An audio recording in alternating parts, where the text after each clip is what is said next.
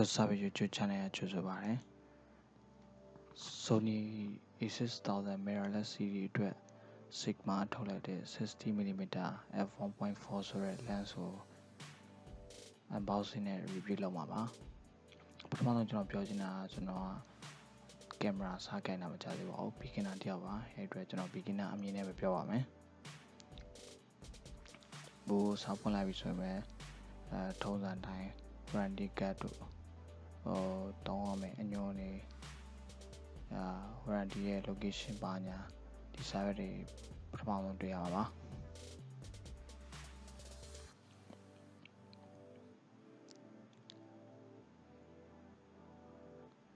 ဒီ lens size ကကျွန်တော်ထင်ထားတဲ့ကိုအများကြီးပိုကြည့်ပါတယ် lens hole လည်းပါပါတယ်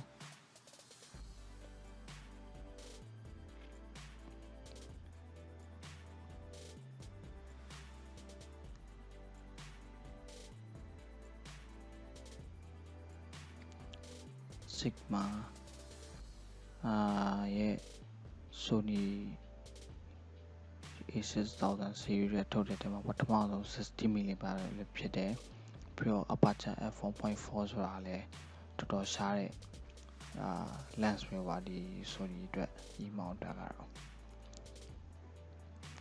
build quality လည်းတော်တော်ကောင်းတာတွေ့ရပါတယ်နောက်မှာ auto focus လည်းရပါတယ်ဒီကောင်ဒီရဲ့ filter thread size ကတော့ 67mm ပါ made in Japan ပါဒီကောင်တော့တော်တော်လေး smooth ဖြစ်ပါတယ်ဒီ manual focus ring လေးကိုလဲရတာကျွန်တော်မှရှိတဲ့ Sony 35mm f1.8 ဟာဆိုရင်တော်တော်လေးကျက်ပါတယ်လဲရတာ lens host ပါတက်လိုက်တော်တော် size ကတော်တော်ကြီးပါပါတယ်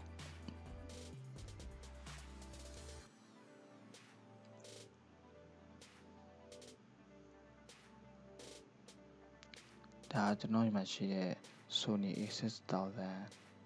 ကင်မရာရဲ့ kit lens နဲ့ရှင်းထားတာပါသုံးပုံတစ်ပုံ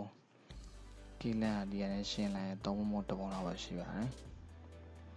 ဒီ filter thread size ကလည်း kit lens 41.5 ပဲရှိတယ်ဒီကောင်67တော်တော် size ကြီးပါတယ်ဒီကောင် build quality ကတော့ Sonyဒီ kit lens လို့ 35mm တော့ပိုကောင်းတယ်လို့ကျွန်တော်ခံစားရပါတယ်ဒီကောင်ဒီကတော့ Sony 35mm f1.8 Sony lens ရှင်းတာသူ့ရဲ့ Sigma ရဲ့ဒီတစ်ဝက်လောက်ပဲရှိပါတယ်ဒီ size ကဒီဗီဒီယိုလေးကထောက်ကူဖြစ်တဲ့ဆိုရင် like ပေးကြပါအောင်နောက်ထပ်ဗီဒီယိုလေးလာအောင်မလို့ဒီ channel ကို subscribe လုပ်ထားဖို့ဖိတ်ခေါ်ပါတယ်ကျေးဇူးတင်ပါတယ်